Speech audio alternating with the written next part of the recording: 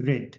Okay, welcome everyone to this week's Autonomy Talk. This week is a great pleasure to have with us Professor Nima Fazeli, who is an assistant professor of robotics at the University of Michigan, where he is also an affiliate faculty of computer science and engineering and ECS and MECI. The most important thing is Nima directs the manipulation and machine learning lab, machine intelligence lab at the University of Michigan. His primary research interest is enabling intelligent and dexterous robotic manipulation with an emphasis on integration of mechanics, perception, control, learning, and planning. So really taking the full picture, which is very challenging. So something about Nima's past: he received a Master of Science at the University of Maryland at College Park, and then got his PhD and also a postdoc from MIT working with Alberto Rodriguez. As you've seen, he has won a number of awards, and his research has appeared on many hot venues like the New York Times, CNN, and BBC. And a testament to this is that there will be very cool videos and cool graphics in this talk. I personally have been following Nima's work for a while now, and I'm very excited that he agreed to give a talk to this seminar series. And so feel free to ask questions in the chat during the talk. And without further ado, please, Nima, go ahead. The stage is yours. Amazing. Thank you very much for the really kind introduction, and thank you very much for having me. I'm really excited to be here. It's an honor. And please feel free to interrupt, ask questions, grill me. I expect MIT culture, so let the grilling begin. So today, before getting started, I just want to say that none of my work would be possible without my really awesome group. My PhDs, my masters, and my undergrads here, and the generous sponsorship of the NSF, Google, TRI, and so on, without whom none of this work would be possible. Now, to get us started, this is sort of my dream for dexterous manipulation, or really my hope. Here is this really cute video of Wall-E, and I think this video is like really demonstrative of the kinds of things I want robots to do. I want robots to walk around, explore their environments, learn about things. Here, Wall-E is basically looking at things, touching them, interacting with them, pulling them apart, experimenting, really learning about the physical world, learning about his interactions, learning about objects. This one's super cute. He learns, oh, I can use it to actually navigate and travel, which is super cool. And so in watching this video, so what I come to conclude is that the ingredients for dexterous object manipulation are really sort of threefold. You want 3D or 4D physical representations, and now often these are these days learned. You can think of these as world models living in 3D or 4D. I really personally believe in object-centric representations of things that really worry about the object and not so pixel-oriented. They care about the nature of what an object is. And I generally really like approaches that are multimodal. So primarily my work is focused on vision and touch. Language is a more recent sort of modality coming into the picture. And I'll show you some work with audio. So we'll do vision, touch, and audio in a little bit too. And so looking at these ingredients and the things I think are important, really it's important to understand touch. So how do we think about understanding touch? How do we build these multimodal object-centric representations? And then how do we use them in the context of planning through contact? And so these sort of three main ideas form the pillars of my research program. And today, what I'm really going to try to do is two things. I'm going to try to convince you that tactile sensing is a technology. It's rapidly becoming a technology. It is really easy to use, and I would encourage you to use it. And I want to convince you that model-based methods, despite what you might be hearing these days in the common sort of robot learning world, they're still cool and they're still powerful. And so thinking about understanding touch, I'm going to kind of try to break this down into sort of 4 ideas. I'm going to think about the importance of touch, tactile perception and controls, generalization across touch representations, and then tactile hardware. So then once we're done with touch, we're going to talk a little bit about object-centric representations.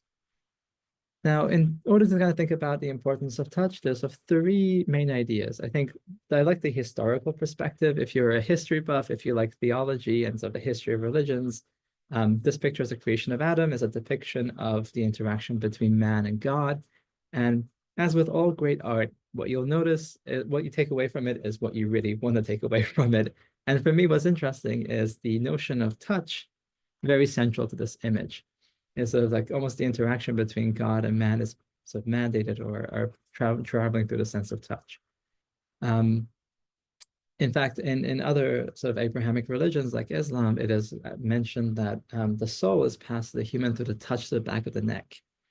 Now, if you don't believe in history or theology, you don't think that it's so compelling, there's a biological argument to say that touch is actually further into your brain. It was developed earlier in our evolution than your visual cortex was. So vision is a relatively new way of perceiving the world compared to touch. And if you don't care about biology and you don't care about history and theology, then maybe a very practical take on touch is that it enables things like slip detection, grasp force modulation, shear estimation, thinking about object localization, and even palpitation. This is something that happens in medicine. For example, when you get a mammogram or when you have some sort of a inspection that you require done through touch, where vision is sort of not able to help you. And so when we think about touch, what we're really talking about is we want to enable tactile-driven sensory motor skills. So what do I mean by touch in this talk? Here's an example of the kinds of tactile sensors that I care about. This is called a vision-based tactile sensor. So on the left-hand side is, you're seeing Mikkel, who is the PhD student running these experiments. He is interacting, poking sort of this membrane. And on the right-hand side is the reading from the sensor itself. And so we are converting a deformation within some membrane, some medium, into a visual representation of that deformation. So here you're seeing a point cloud. The point cloud is in fact collected from a camera that is sort of, if you can see my mouse back here, the camera is looking at the membrane is inflated with air, and you see sort of, hey, here's some deformations happening in this membrane. Now, the main idea is how do we go from this sort of raw sensory feedback into producing behavior? So what I really want to do is I want to have my robot, cook some food. Here's some pretend food. We're not allowed to have food in the lab. This is just part of having a brand new robotics building that I don't want you to make a mess. So pretend those blocks are food, or other kinds of behaviors you'd want to have your robots do in the real world. And so let's start to think about this. How do we formulate such a problem? So tactile, here's one formulation we've come up with so far. On the left-hand side, what you're seeing is sort of our inputs to our models. We generally have access to the end-effector's pose in 3D space. We're allowed to move the end-effector in 3D space. We often have access to the sensor measurements, here P sub t, and we generally have a notion of the type of object that we're holding represented by Z sub t. This could be like a vector embedding or something like that. And what we're interested in doing is often succinctly represented in these controls goals. So if you're familiar with LQR or other kinds of MPC approaches, this is such a quadratic loss or quadratic cost, where what we're trying to do is we're trying to drive the object to some desired states. So it can be positions, it can be forces. These are just like notions of positions and velocities and forces. We want to do that subject to the robot actions, but we don't want the robot actions to be just whatever. We want to have some sort of cost on how much it's going to cost the robot to do something. And so obviously we're going to need some constraints. This is not sufficient to determine the problem. And so we have two types of constraints. One is tactile or object dynamics. You can kind of think of this as your tactile world model. So what we're doing is we're trying to predict, given the current tactile signatures, the current reaction forces that you're measuring and the action you want to take on the particular object, how will the tactile sensation evolve over time? How will your forces evolve over time? Really, again, this is sort of like a dynamics model or a world model written in tactile domain. And the other side of the story is how do you take these tactile signatures and convert them into something that you can then perform controls on. So here, Q sub t is a representation of the pose of the object, for example. It's an element in the vector of x. And so you might want to be able to basically control the pose of the object as a function of time. And so by doing things this particular way, you have this very nice of modular design. You have flexibility in task specification. You can modify the way you represent your goals. And you get better generalization by learning of tactile world models that can be task dependent. You can have generic ones, you can have task dependent ones, you can just switch them out without really changing your control stack. Now you might say, okay, so what does this control stack actually look like? Here's a visual representation of it. So here, the robot on the left-hand side. I guess it might be your right-hand side, I'm not sure, but let's go with left-hand side. Here the robot has some tactile perception of the world. This is sort of represented by this measured membrane state. And conditioned on the actions that you take, this membrane state will evolve in time. There's a mechanism by which we convert the membrane state into something that we care about. So here, example, is the estimated object pose. And then the MPC control that we have access to is going to basically tune the actions such that the future estimated object poses are going to match your desired objectives.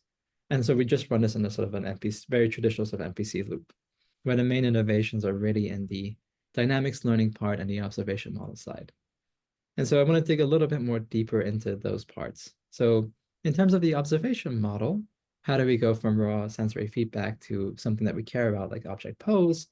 This is generally what most people do, including us.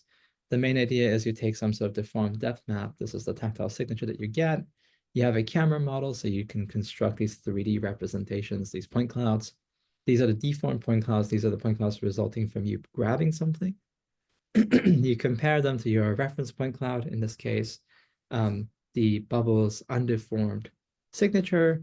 You calculate the difference, you get this sort of detected imprint. It's basically the contact patch, if you will. You can compare this contact patch to your representation of the object. You're understanding the constraints provided by the environment in sort of like a constrained ICP fashion, and it spits out a object pose. And now you have an object pose. To sort of show you what this looks like, here's an example running in sort of real time. Left-hand side is Mikkel basically grabbing this marker and moving it around. You can see live that we can estimate where the object is in 3D space, which works pretty well. It works for a variety of different objects. On the right-hand side, we're both simultaneously estimating the object pose in the grasp, as well as the extrinsic contact. The extrinsic contact is basically given the tool, where is the contact being made with the environment? And when you see it whack the table, there's a little red dot. That is the contact with the environment. And it's a pretty useful thing to have because given that the object is axisymmetric, without that contact, you're not exactly sure where along the handle you're holding it. But once you whack it into the table, bam, everything is resolved. And so what's really nice about these pipelines is that they run at about 10 hertz. They're pretty fast. They work really, really reliably for rigid objects. They're good at estimating extrinsic contact. And these are pretty relatively well-established pipelines. We've just been making these pipelines more and more robust, more and more like just better. So to my point earlier that I'm trying to convince you to use tactile sensing, it's really easy to use, I promise. Now that you have your tactile sensor, you have your observation model, let's take a look at what touch-centric dynamics look like, or essentially what your world models look like. Traditionally, what you do in a world model or any sort of dynamics model is given your observation history, you want to just predict what will be the next observation conditional on the actions that you're taking.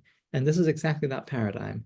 On the left-hand side, you're seeing sort of our observations. There are tactile depth maps. These are the tactile signatures. There's the force that we feel at the wrist. And then there's also sort of the grasp frame pose. This is a representation of proprioception, so configurations of the robot, if you will. We're also giving it a notion of the object that it's holding. This is often just an embedding of the point cloud of the object. And we're conditioning on the robot action. And what we're trying to do is predict how these observations will evolve in time. And this is often done in a sort of a multi-step fashion. The key thing here is the tactile encoders and decoders. Because a tactile sensor provides relatively high dimensional signatures, what we do is pre-train these encoders on touch signatures for a reconstruction task. Once you have pretty good pre-trained tactile encoders, then what you can do is just plug them into this pipeline, learn a dynamics model, and you're off the races. I'll show you later on an example of how to learn generalizable tactile encoders. Just hold that thought. But this is generally how things go. Once you've structured your dynamics, you've structured your observations, now you can basically do closed-loop control. Here's an example of in-hand pivoting where the goal is the robot is handed the spatula in this configuration and it needs to align it with the green cylinder. So the goal here is the green cylinder and everything else is MPC. It knows that wow. Thank you. Interesting. Grant, that's appreciated, I think, but also I don't know if it was intended. Hey, I'll take Sorry, it. sorry. No, but this is exactly the reaction you hope to have when you have a nice video like this one. I know, right? That's pretty cool. I really appreciate it, Grant. You're a cool dude. So yeah, this is all, again, open, closed loop. control, NPC, you just do stuff. This example, I think, is pretty cool. It leverages the environment. There are other skills. We made a kind of an artificially very difficult drawing task. So here, the robot is not allowed to adjust this. It can't just like let go of the marker and pick it back up. It has to draw the longest line it can in one go. So it can adjust its grasp without letting go of the object, and it'll keep trying to adjust. The salmon line represents sort of what we wanted to draw. And it's a shockingly difficult task because the object will tend to want to shear out of the grasp.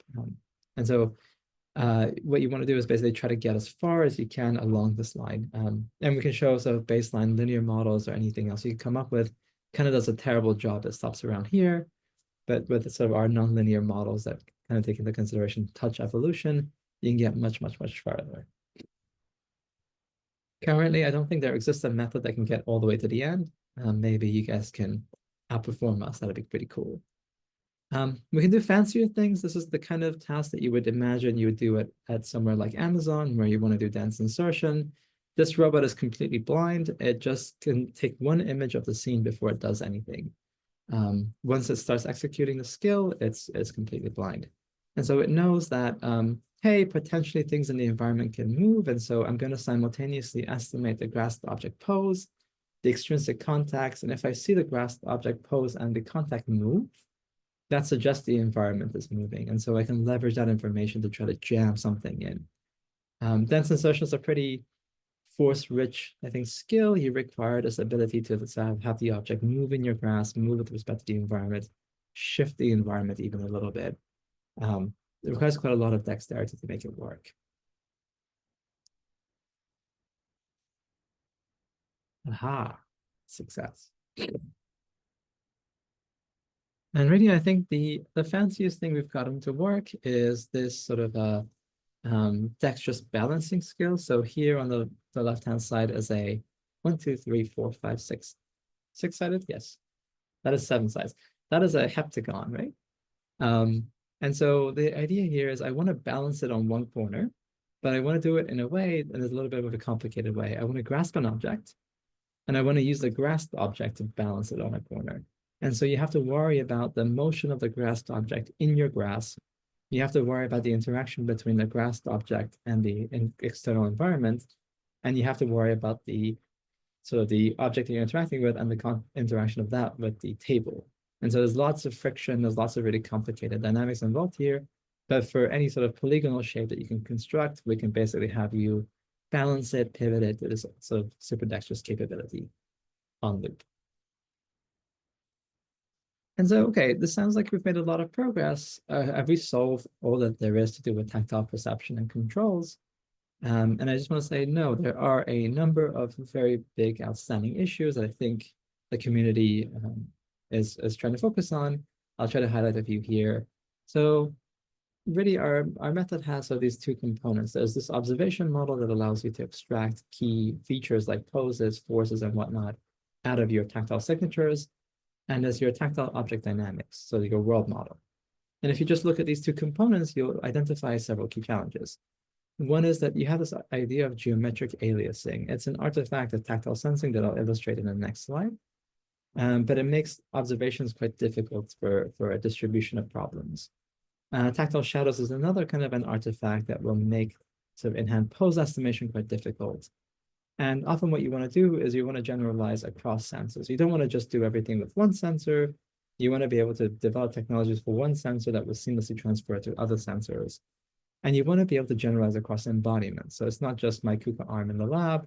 I want it to work on your spot. I want it to work on someone else's Franca and whatever. So these are some of the key challenges. I'll show you some of our progress in this domain, but again, these are very much so open problems at this point. So what is geometric aliasing? So here is a robot in state 1. This is where it starts off. And X1 is a corresponding tactile signature to S1.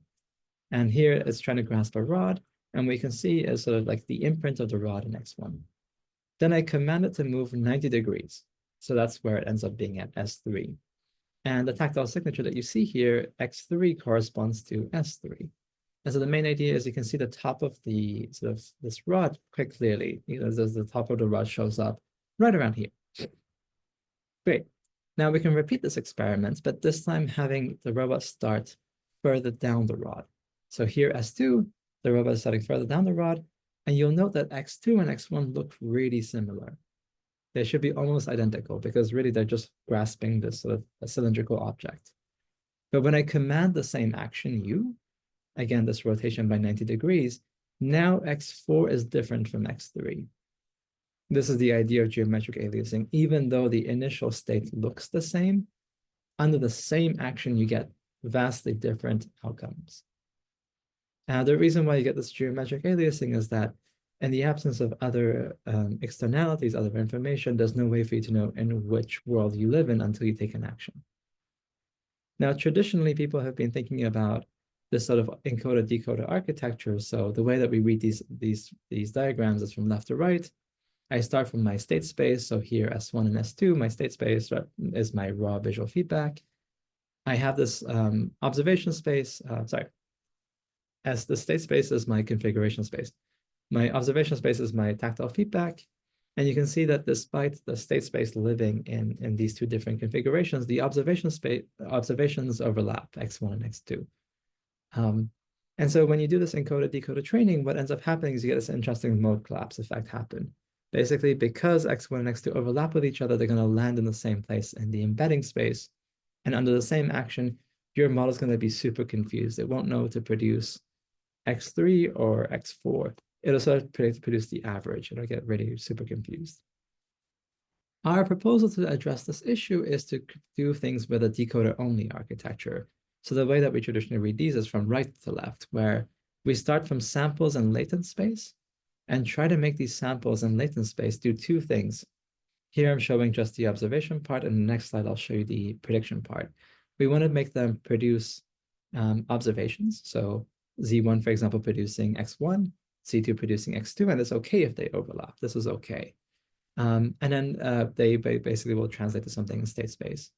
We're also going to try to make these models make predictions of the future. And the way that Z1 and Z2 are going to separate from each other is both that they're forced to do this prediction, and they're forced to do this reconstruction. So in terms of a prediction, here what you can see is, so for example, I'm going to parameterize my latent space with a Gaussian distribution, with some variance that I'm going to learn, with some mean that I'm going to learn, and I'm going to try to reconstruct the tactile signature. Then I'm going to apply sort of linear space latent dynamics. So I'm going to make mu1, sigma 1 evolve according to A. I'm going to take my action multiplied into B, and then just linear dynamics. I'm going to predict mu2 and sigma 2 as a function of A mu1, sigma 1 plus B A1, and then do reconstruction. And this will force the latents and the latent space to separate because the outcomes will eventually be different. I think we have a question for geometric aliasing issue. Is it because we don't have enough sensors? This is a really good question. If you do provide additional information, additional context, it will help you disambiguate to some extent, but it is a fundamental limitation of the control problem from touch. There are ways to sort of try to address it. It's sort of like it's a POM-DP that you can almost make an MDP, but not exactly. Your cameras in the real world, even if you're using visual feedback from the environment, won't fully be able to see the object that you're grasping always. So there is a point at which you cannot improve this problem anymore, and so it becomes fundamental, but you can make it less painful by having external sort of sensing. That's a great question. So once you have your sort of a geometric aliasing sort of representation, you can evaluate it. And so I know that you guys really like control, so maybe you'll appreciate this. I think more robot learning people might not so much appreciate the cart pole problem, but I think that we do quite a bit. This is our version of the cart pole problem. This is called a tactile cart pole. And so there's a little cart, and we get to yank it. And so here we're randomly moving it left and right. And there's a little pole on it, and the robot has been instructed to grasp the pole, and we're just going to pull the pole out of its grasp or try to pull the pole out of its grasp. And the task is to make the pole vertical again. It has no visual feedback. It has to do everything from touch.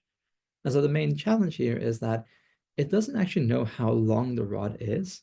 And so it's always geometrically aliased.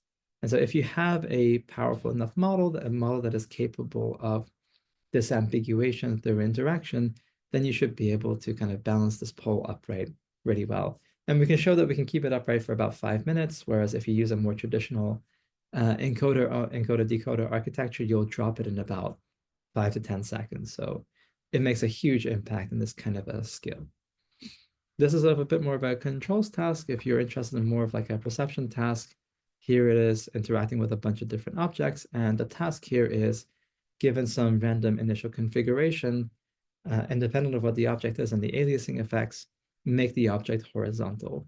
And so the check mark signifies that it's met the requirement and it gets perturbed again.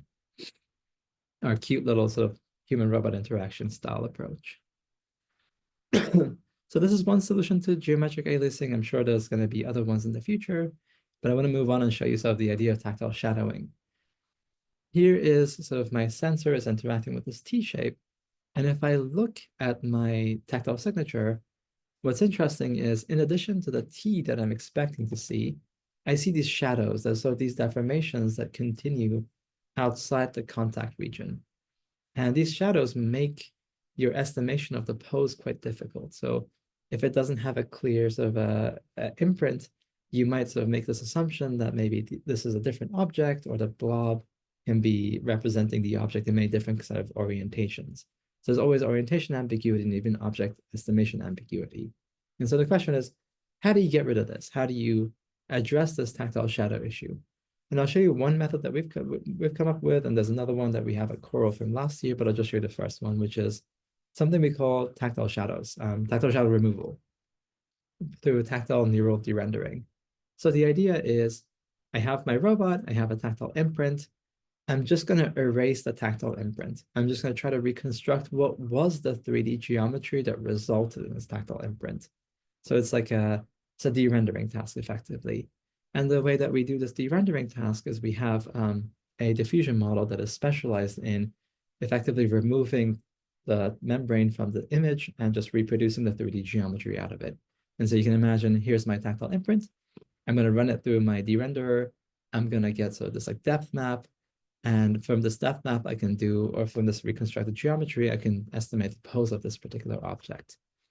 And so how do you train such a thing? I think the devil's really in the details for this kind of a idea. And so what we do is we construct a wide distribution of objects here, so different cylinders, different sort of little pyramids, different spheres, shapes, crosses, whatever. You make a whole bunch of these, and you basically have the robot go in and interact with them. You're going to get a whole bunch of tactile signatures, depth maps. In addition to the physical world data, we constructed the simulator. The simulator is effectively a very, very coarse approximation to the membrane dynamics as it interacts with the environment. And we collect this large data set of sim and real world data. We do pre-training on the sim data, fine-tuning on the real data, and train our diffusion model.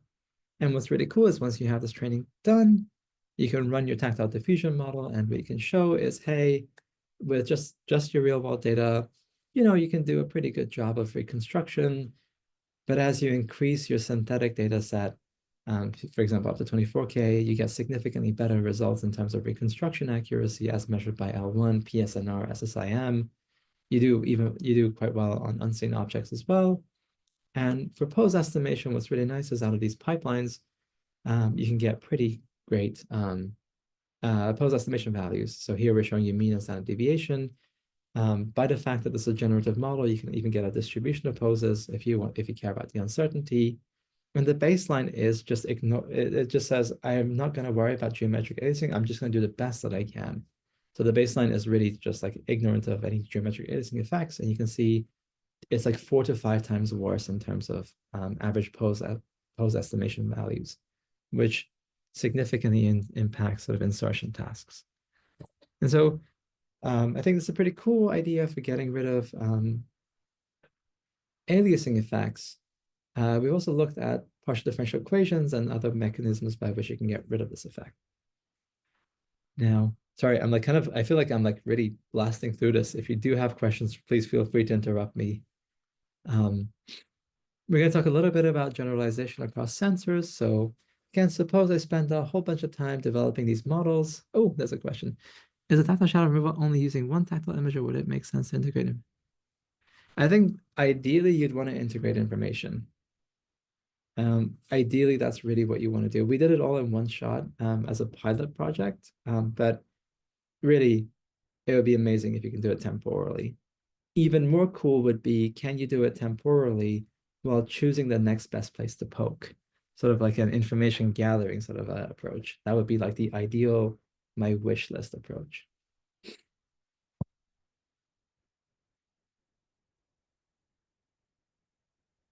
Right. So suppose I spend a whole bunch of time developing my models for my sensors, everything basically I just talked about. And then someone comes along and gives me a new sensor. Okay, I have a new gel slim, or I have a digit, or I have a whatever, some other new sensor. Then I don't want to reproduce all of my algorithms. I don't want to now have to retrain everything from scratch to achieve the same sort of perception capabilities. I want to be able to, just from a little bit of cross-modal generalization, be able to recover all my previous capabilities. And so here I'm just trying to visualize here for you. On the left-hand side is sort of my bubble. On the right-hand side, I want to be able to redo the same thing with a new, different kind of tactile sensor. In this particular case, a gel slim. And so how do we go about doing that? I'll show you 2 or 3 different approaches, and I'm sure that you can come up with your own variants. The first approach I'll show you is touch-to-touch. But the idea is that I capture some signature from the gel slim sensors, for example. I can try to imagine if I were to use a sensor that I have data for, that I have trained my perception models for, how would the same signature look? And then run the algorithms that I've trained on my bubble sensors and execute them despite the fact that I'm holding this object with my gel slim sensors. And so it's sort of imagining how the environment will evolve as though I'm holding it with the sensors that I know how to make predictions with, despite having this unseen sensor. And the key way to do this is to collect a data set of both sort of your new sensor and your old sensor, where you're grasping the same object sort of in a similar configuration and just saying, hey, these are positive pairs. And whenever I grasp the object in a different configuration, these will be negative pairs. And what I can do is get my positive pairs and train this big diffusion model that will take the unseen sensor and map it over to the seen sensor. Once I've mapped it over to my seen sensor, I'm going to run my algorithms as though the seen sensor is ground truth, and then run again in the real world. So here on the bottom of this figure, I'm showing you, for example, given this unseen sensor gel slim, the ground truth is here. What we're trying to, this is our prediction from our diffusion model, and here are a variety of different techniques you could use. VQVAEs are pretty popular. L1 and VisGel are 2 other types of approaches. And what you can do is, you know, on the unambiguous case where the signatures are pretty clear, you get really good reconstructions. When there's ambiguity, you do get some interesting artifacts that are worth noting. So it's not like there's no free lunch here, but it works pretty well for a large distribution of things. And so here's the algorithm in action. The robot has not seen these sensors. It does not have perception capabilities for these sensors. All it can do is read the signature. It reads the signature, it runs a diffusion model, it generates a corresponding sensory feedback from the bubbles, does its sort of post-estimation algorithm, and then stacks, assuming that it is the assuming that it is the gel slim. Sorry, the bubbles. Ugh.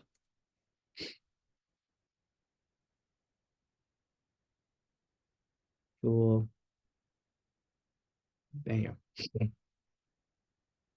This is not the only way to do cross-modal transfer.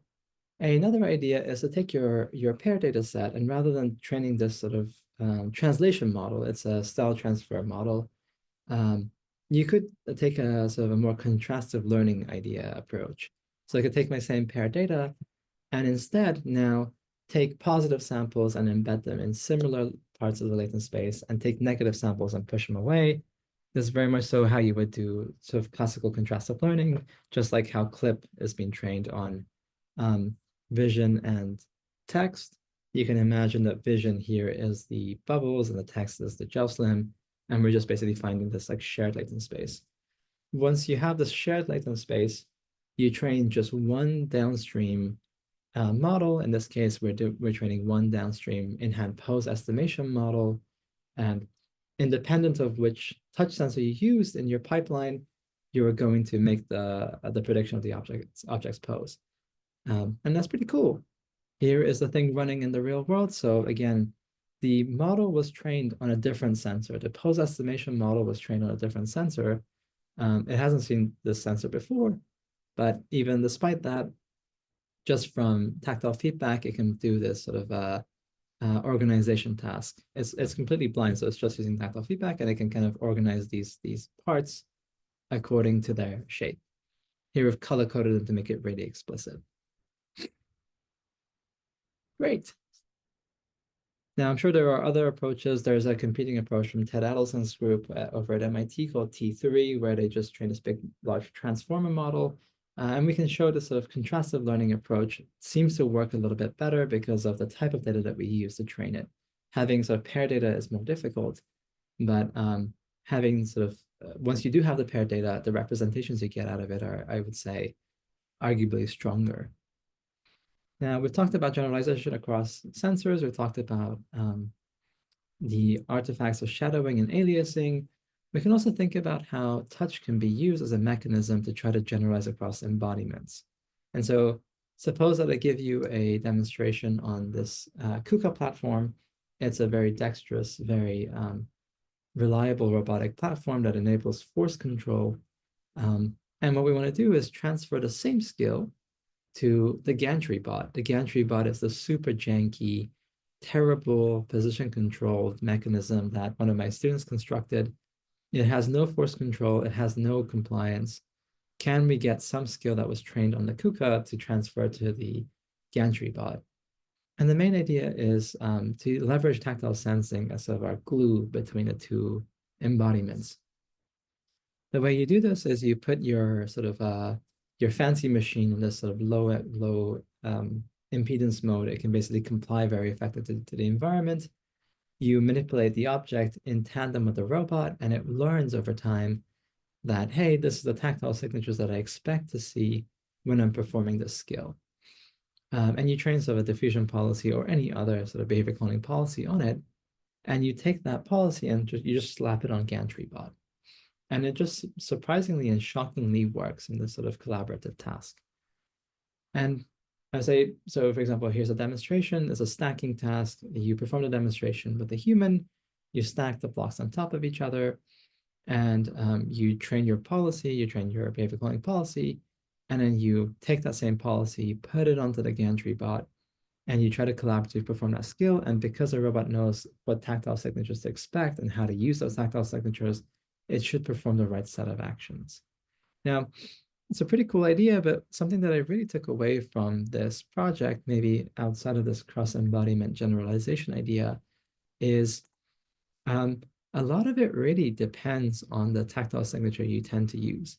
We found, surprisingly, that using just the shear feedback was much more useful than using just the raw sensory feedback. So shear looks at the difference between your current tactile measurement and the previous tactile measurement. So sort of a diff between tactile measurements.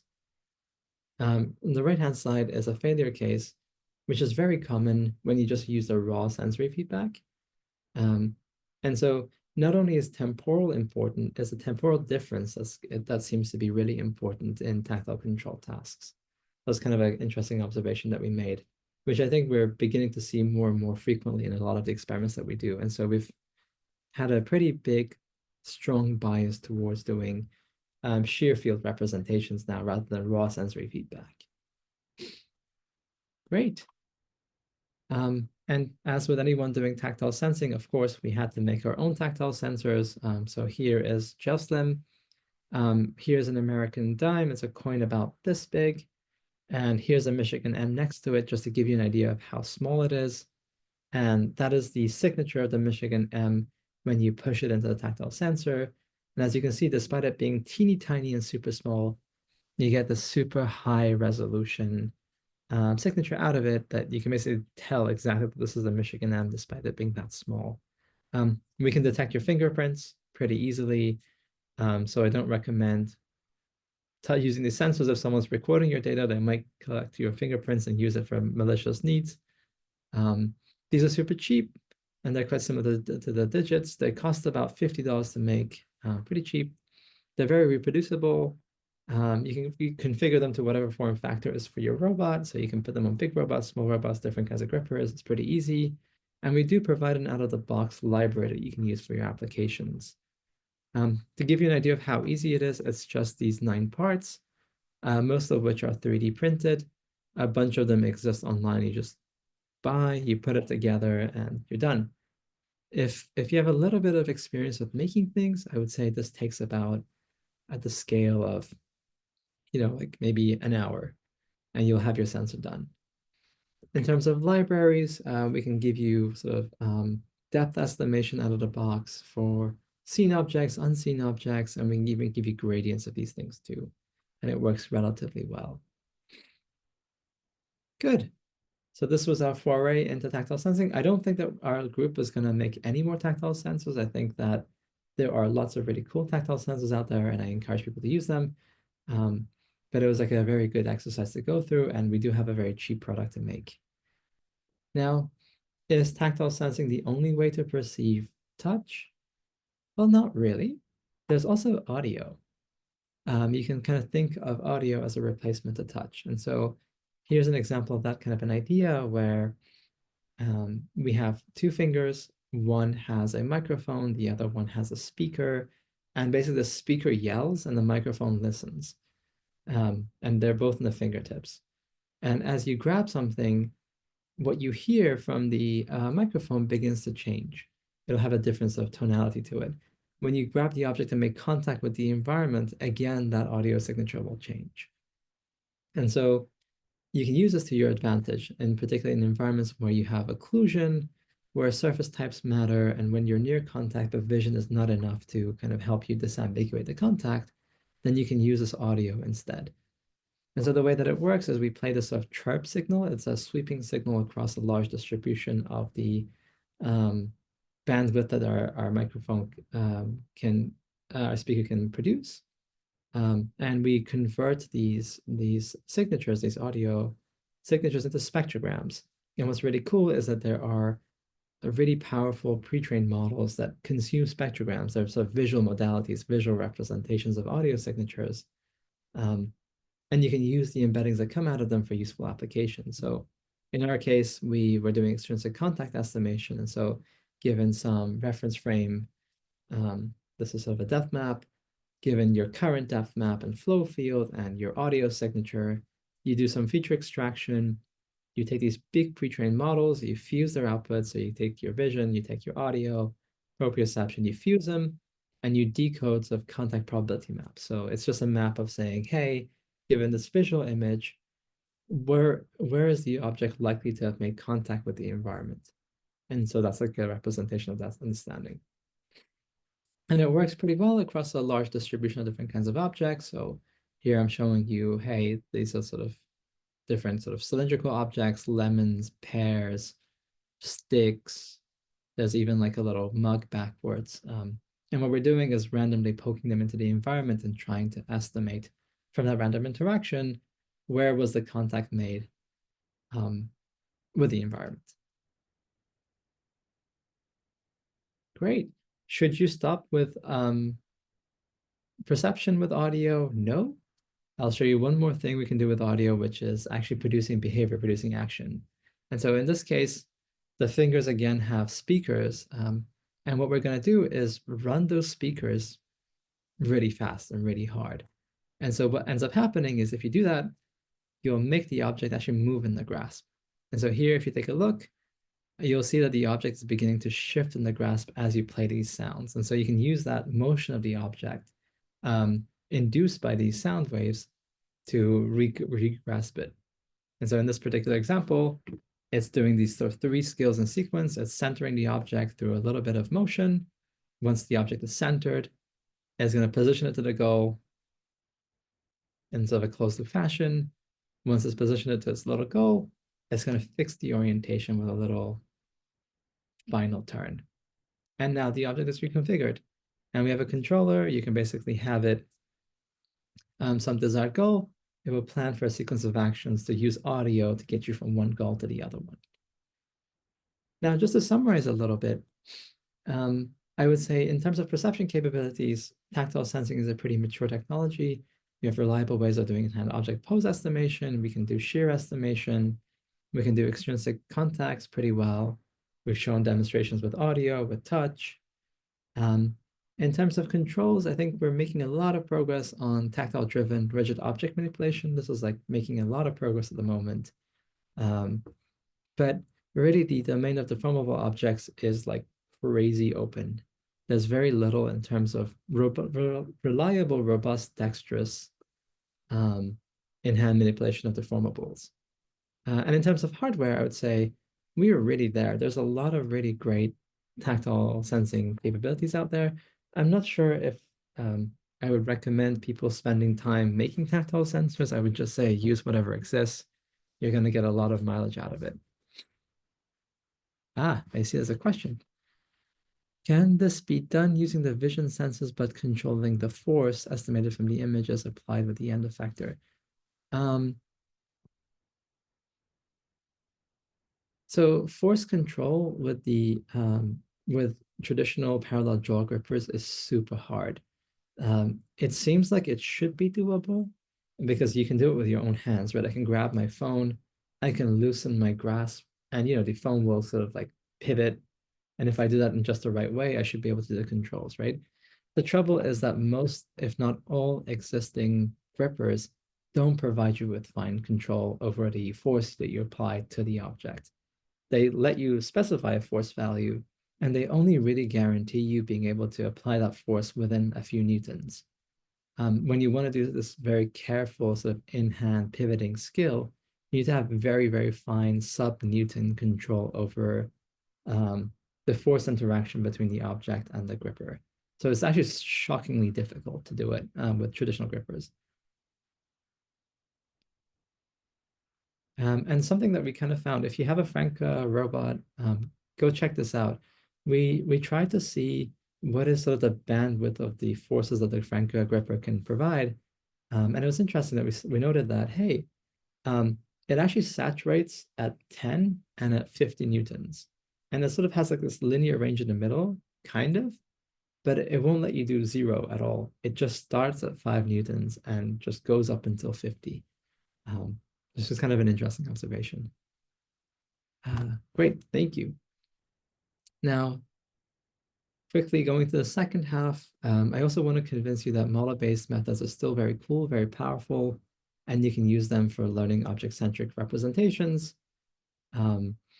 Here, for example, with Wally interacting with an object, what you want to do is build a 3D representation of it in the visual and tactile domain.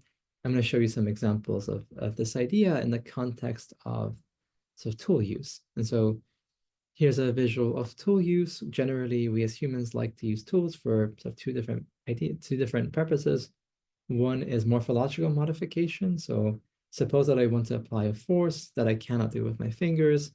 I'd want to use this sort of like a scraper or a screwdriver. It's a morphological change of my end effector. And sometimes I just want to be clean, or I want to protect my hands from getting burnt. And so really, given these sort of two ideas, I'm going to really focus on the morphological modification idea and think of tools and tool use as this interaction between geometry and force transmission. And so the way you can think of a tool is you can think of a tool as a collection of points in 3D space for every point belonging to the tool itself. And so generally tools are going to be deformable or rigid. The distinction here is whether these particles can move with respect to each other or not. And there's this like really cool middle set called compliant objects that you basically have your particles allowed to move with respect to each other, but under specific constraints of spring laws. And what's really nice about compliant objects is that they're a superset of rigid objects, so they're a little bit more general to study, and they allow you to control your contact formations, force transmissions, and deformations. So I think they're a really, quite productive group of objects to study. And so, okay, let's think about it. Let's think about what is a representation, or what is a reasonable representation of this class of objects. So we can think of this object geometry as this collection of points at time t. We can think of sort of the forces transmitted to the robot or the environment as F sub t. We can think of the robot action as A sub t. We can consider the boundary conditions. So this is where you've grasped, where you're making contact with the environment, as B, C. And what you're trying to predict is future object poses, particle poses and future forces. And I'm going to wrap them around this implicit function to signify that you have to simultaneously resolve for future forces and future deformations. You can't make a prediction about one without the other one. They're fundamentally a coupled problem. Now, what makes this kind of interesting is that generally, these are nonlinear discontinuous mechanics.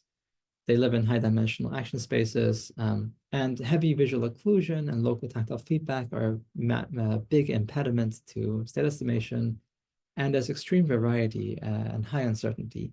And so you want representations that are capable of addressing all these challenges.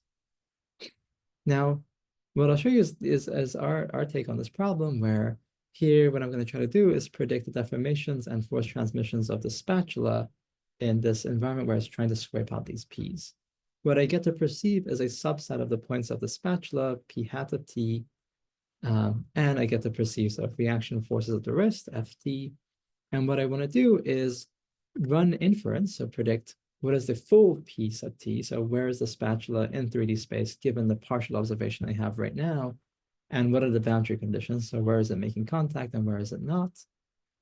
And I'm going to want to make a prediction about the future state of my spatula and future forces that it's going to apply to the environment. Now I'll skip over why not FEM and why not particle models. FEM is just way too slow, and particle models tend to be pretty terrible in terms of precision accuracy, especially when it comes to contact. And so our take was to represent these functions as sign distance fields. And now, how does this relate to sign distance fields? Here's a Stanford bunny. I've taken this from the Deep SDF paper by J.J. Park. And here what you're seeing is that for every point, every query in 3D space, I can tell you, hey, how far away are you from the surface of the object? And so outside of the object, you're going to have positive values. Inside, you're going to have negative values. And you can show that you can learn this representation over a very large distribution of objects pretty well using context vectors. And so staring at our representation, here's what we want to represent.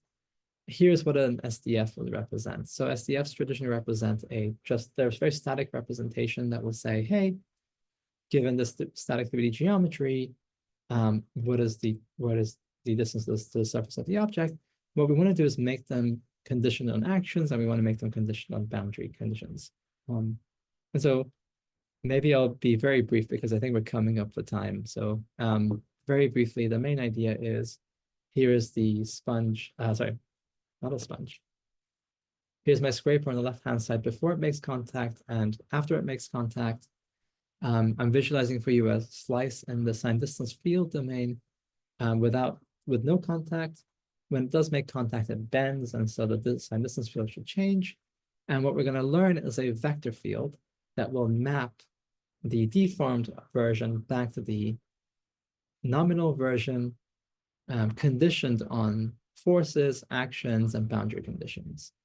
If you go ahead and learn such a representation, and just for the sake of brevity and time, I'm going to show you the results. If you go ahead and learn such a representation, what you can see is here in the task performance stage, I have my spatula. I'm trying to scrape out these P's.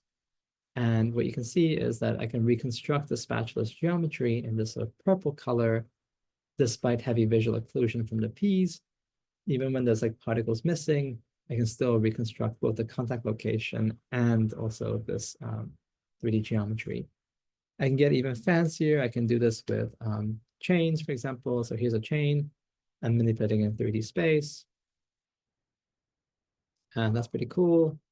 Even when it rests on the table, I can reconstruct the idea that it's resting on the table. And beyond these capabilities, I can also do stuff like sponges. So here's an example of a sponge. I get this partial view of it from this view. And what I can do is I can reconstruct the full object's deformations and the contact it's making with the environment. So here I'm just showing you both the deformation, and then we're going to see the contact patch over here. Reconstructed just from this partial view and some force feedback. Now, just to wrap up, I hope that I've made some progress in convincing you that tactile sensing is rapidly becoming a technology, and model-based methods are pretty cool. They're still powerful. And so everything I've shown you in this traditional controls diagram lives in this model-based, so models and representations or perception capabilities. This is mostly where I've been talking about today. Now, you can contrast this method with, so one way to think about this is like, I'm thinking a lot about causal and feature-rich representations. So things that are explainable and predictable, and really thinking about contacts and forces and geometry. Those are things that I think are really cool and important. But you'll see in a lot of robot learning literature these days, there's progress made on these large behavior models. There's progress made in locomotion through RL and domain randomization. There's progress made in drones and flight dynamics. And I think looking at these problems, as opposed to kind of approaches I've been advocating for, I'm cast back to the 20XX, maybe 2014, 2015, where we were asking the question of first principles versus robot learning. I think that question is largely resolved. I think that the field kind of agrees that we're going to be moving more towards learning methods over first principles methods by and large. I think the new question now for everybody is whether we should be using raw sensory feedback versus abstract features. And I am of the opinion that abstract features are more valuable, more powerful at scale than raw sensory feedback. And really, this is all inspired by this idea that will there be a bitter lesson in robotics? This is really from Richard Sutton's sort of essay, which I encourage everyone to read, about the idea of scaling compute for search and learning with no human expertise should outperform any of these sort of feature engineering approaches. And my takeaway is, even if there is a better lesson in robotics, eventually you're going to need to plan. Planning is a search problem. You're going to need to plan eventually independent of scale and learning. And so you still want to worry about object-centric representations in some way, shape, or form. I think that abstract features like geometry, contact, and forces are powerful, useful inductive biases. These are sort of the inductive biases that CNNs had for computer vision. I think that geometry, contact, and forces have that role in robotic manipulation. The future is probably some fusion of these large behavior models and edge planning, and that there's a really big and important difference between understanding and doing. And I think that we might all agree that somehow understanding has a very pivotal role in dexterity and capabilities and generalization, and just imitation can only get you so far. And so hopefully if you're doing model-based work, this will give you some spirits and some hope. Sorry that I'm a little over time. Ooh. Thank you so much, Nima, for your great talk. And Joel has to left early for a faculty meeting, and he asked me to say sorry about it. And yeah, it's a very insightful and very interesting as a robotics area. I mean, the entire field is entering a new area. Like now I mean, after your talk, I'm pretty sure that this field of tactile sensing will become more and more important, and it's very interesting. Yeah, Thank you. thank you for the talk again. And there is a question in the chat about does the STF object shape estimation method assume a rigid environment? If so, how do you think it would be modified to deal with deformable environments? That's a great question. It does assume a rigid environment, and the way to address non-rigid environment is to do something called like multi-STF style, where you have multiple of these objects represented by deformable STFs interact with each other, but we haven't done it. No one has. It's a numerically very challenging problem. It's one that is, I think, an open one in the field. Thank you. Thank you. Great. Any other questions? Okay. Great. Thank you again for the great talk. Awesome. Great talk Thank you very much. I really today. appreciate Yeah, it. it's so nice, so nice. Yeah. Yeah, Thank thank you. you. I really appreciate it. Thanks, you guys. Bye.